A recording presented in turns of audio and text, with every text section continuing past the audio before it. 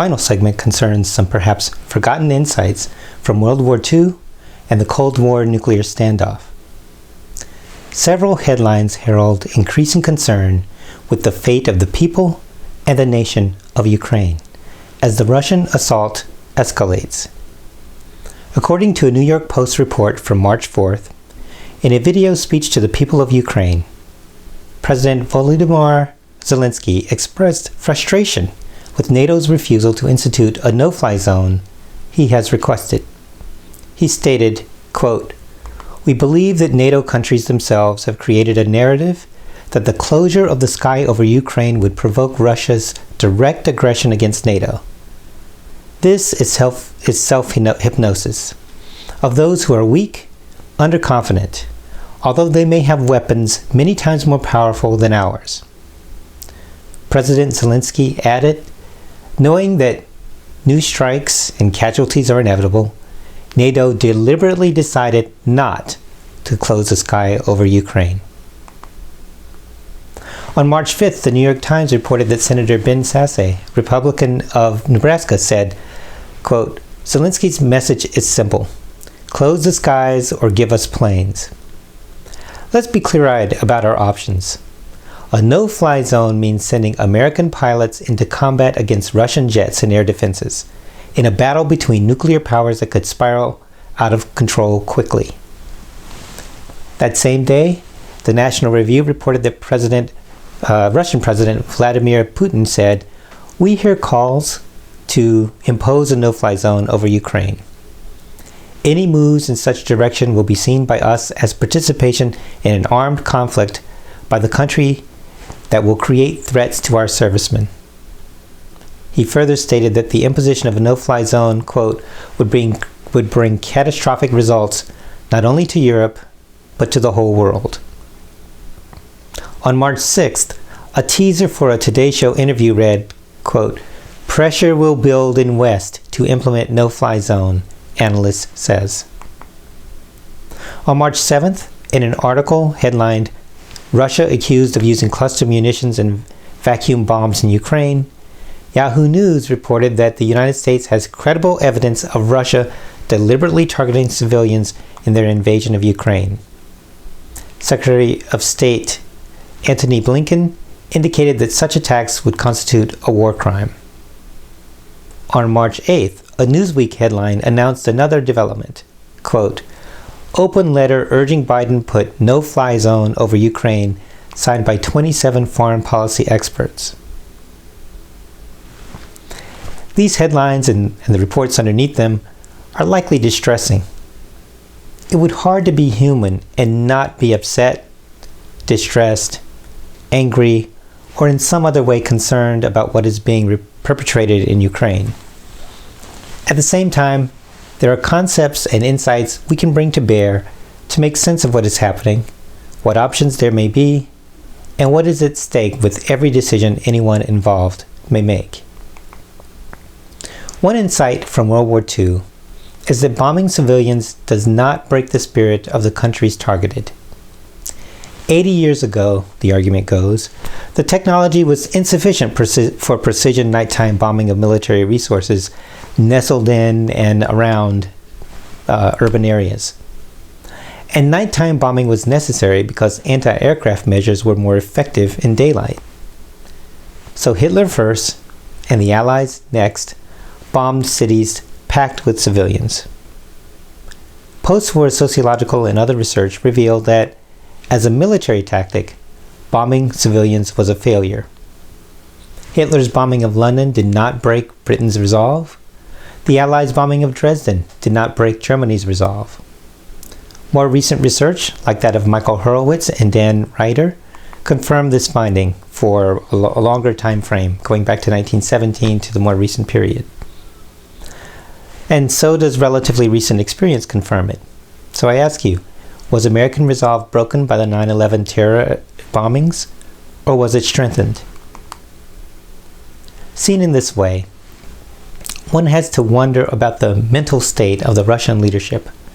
Bombing civilians is not a rational military tactic to win a war, though it is a rational tactic if the aim is to simply harm or kill people.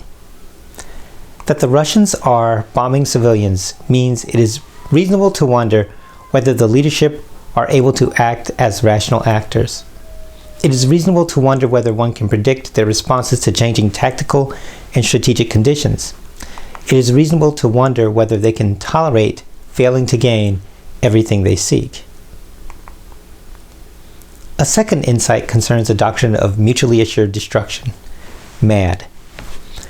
You don't hear much about MAD these days, but it was a cornerstone of the deterrence theories governments used to decide which weapons systems and geopolitical moves were stabilizing and which were destabilizing. The doctrine of MAD is pretty simple. Each nation must know that if they launch a first strike, the target of the first strike will be able to launch a devastating counterstrike. In other words, both foes need to know that they gain nothing from striking first, because their opponent will still be able to destroy them, even if from the grave of their own collapsed buildings. This doctrine partly accounts for the extremely large number of nuclear weapons in the United States and the Soviet Union at the time possessed, and it explains the diversity of launching platforms for those weapons. Unfortunately, mutually assured destruction works as a deterrent strategy only if all leaders involved want to live or want their nation to live. If a leader comes to feel that an impending loss is intolerable, they may decide to launch a massive first strike in hopes of turning the impending loss into victory. They may reason that by launching first, they have a chance to survive if their opponent decides not to launch a counterstrike or is unable to do so. And they may find the downside of being destroyed in a counterstrike acceptable if they also destroy their opponent, and that outcome may be preferred to losing a conventional war while failing to unleash the full power of their weaponry. MAD implies that it is dangerous to push a nuclear foe into a corner, especially one whose tactics, such as the decision to target civilians in Ukraine, leave everyone else concerned for their mental health already. A third insight concerns the necessity of bright lines and a wide berth. It is well known that in war, as in other things, accidents happen, and it's difficult to carry out precise maneuvers. Ships and planes can lose their navigation and drift into peril. Bombs can fall out of bomb bays by mistake. Targeting software can fail. Messages with instructions can be garbled. Corrected versions can be jammed, and so on. Given the certainty that mistakes will happen, for approximately 50 years, the United States and Soviet Union avoided placing their troops on the same battlefield. Often proxies were pushed forward instead, a strategy with its own problems and inherent disrespect. But by keeping their armed forces at greater than arm's length, the two countries reduced the chance for error to push them into a nuclear war. Notably, mistakes still happened.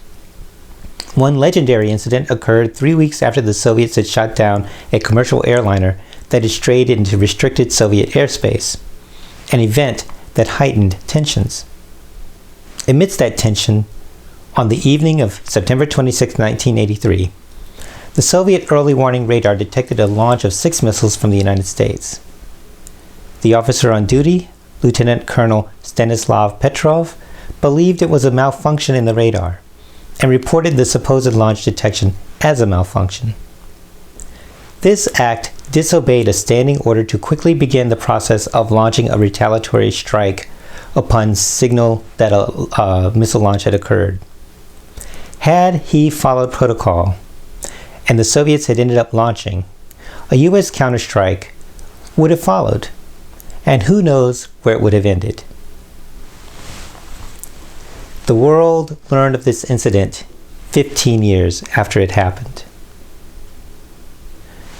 The fourth and final insight I want to note provides the larger context, or at least a larger context, for this war.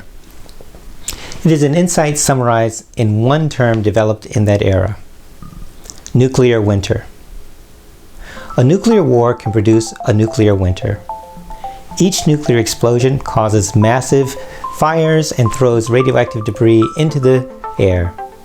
If enough smoke from enough fires rises high enough to enter the upper atmosphere, it can block out the sun for years, leading to the collapse of agriculture and starvation.